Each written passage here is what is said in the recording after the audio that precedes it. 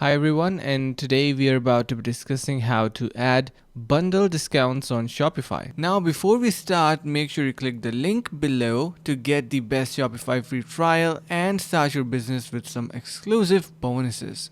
For this one, you need to head over to your apps section and search in there for discount. And once you do, let me just type in here. So once you can see you type in here, we have multiple apps showing up, so I highly suggest you go with discount bulk discount sales. Once you install this plugin, it is going to provide you this bulk discount feature. So let's just say if a person decides to purchase more than one pair, you're going to get, you can see if you are purchasing 5 in quantity of any product, it is going to give you a discount. So we have this type of list. On 2+ products, we're going to get 5% save.